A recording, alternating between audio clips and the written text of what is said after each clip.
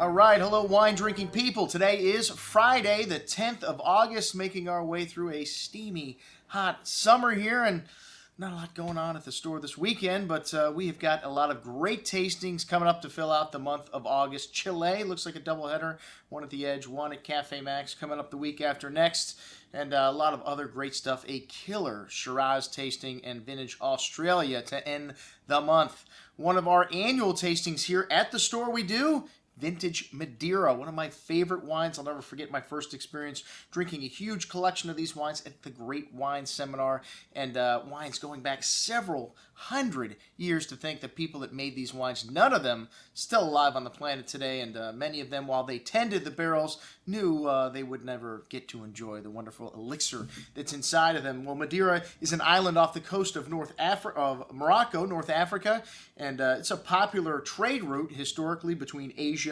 and Africa and, well, of course, the U.S., and that's how, well, this is one of the routes that we didn't have taxes coming into the States from the days of the colonies. We don't like to pay taxes in this country, as you know.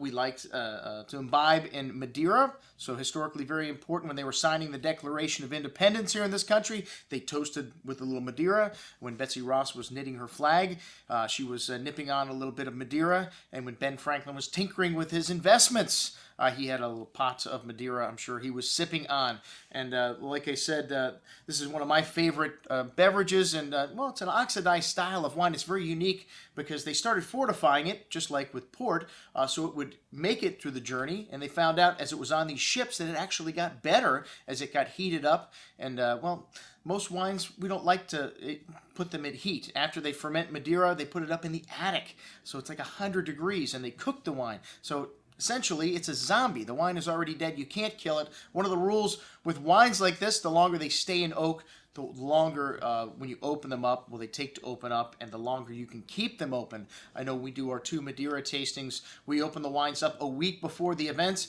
and then they've been open for a month and a half as we go into the second event, and most times these wines are even better at the second time around. There's 4 main types of Madeira. You've got Cercial, Verdejo, Boal, and Malvasia, Mamsi. That's the name of the grapes, and they go up in sweetness. Not actually really, really sweet. When you look at the sweetest styles, they're about 4% residual sugar. That's what you find in champagne, folks. But the thing they have is this bracing acidity, one of the things you get from this volcanic island. And, well, some have rumored that it's because, well, Madeira means wooded place. One of the governing bodies of this island decided to burn down some of the woods, and 7 years later, the whole entire island had pretty much burned down, and they think that could have to do with the acidity in the soil. Very pronounced here. We're going to be tasting wines back to 1802, the 1802 Acalese Tarentaise. This wine is very rare as Tarentaise, not one of the main styles, but thought to be extinct at one point. And Thomas Jefferson was president of the U.S. when they made this wine. Very excited. I've never had the 1802 Acalese. We did have the 1834 a few years ago. It was absolutely spectacular. We also have the 1830 Dos Surando on this offering, a 98-point wine from Roy Hirsch, one of the leading critics on port and Madeira. 98 points with a wow at the end of the review here from Roy. 1832 Tarentaise, 1837 Boal. Some incredible old Madeiras on this offering. There's only bottles of these wines still available on this earth.